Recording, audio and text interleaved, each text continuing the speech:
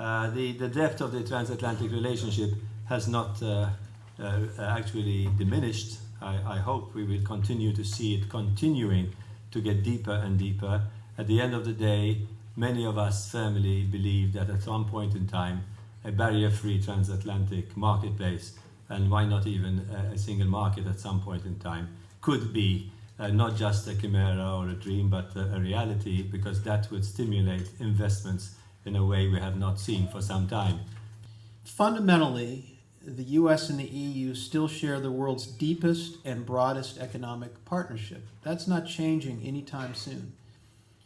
All of our political leaders know that their most important imperative is economic growth and jobs.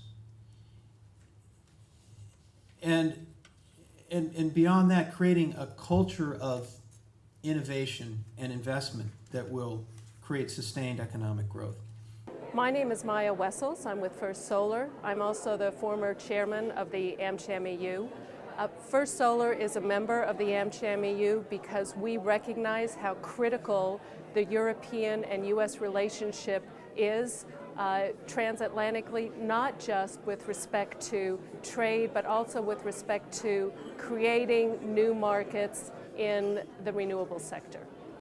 I think it's fair to say that cooperation in green technologies is really critical because the EU is currently the world's largest renewables market. I think the US has the potential to be the largest renewables market in the world.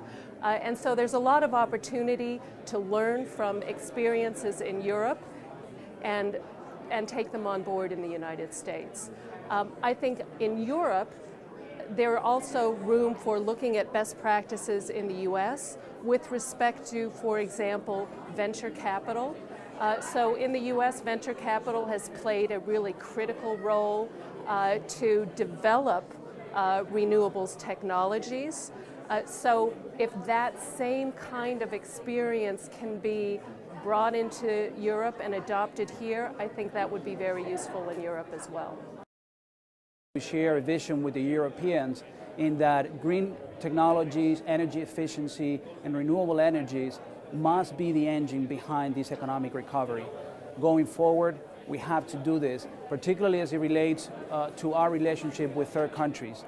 This is our opportunity to set the standards with regards to new technologies that will have a tremendous impact when it comes to international trade in the future. I'm talking about things like smart grid, smart batteries, or things such as nanotechnologies, where we are now beginning to think about new standards on both ends of the Atlantic. This is our opportunity to join forces and set the global standards for the world.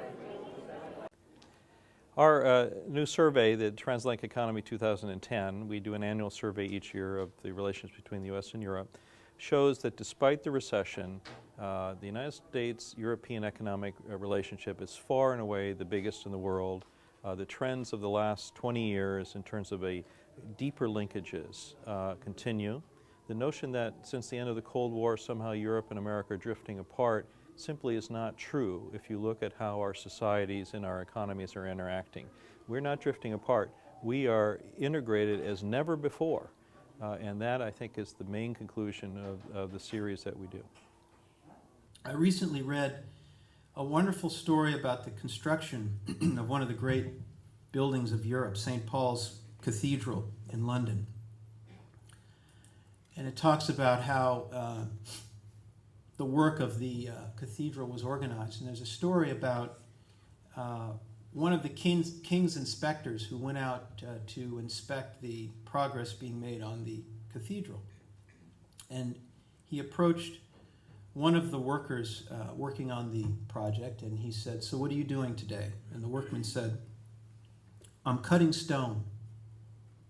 So he goes to the next worker, also a stone cutter, and he says, "So what are you doing here?"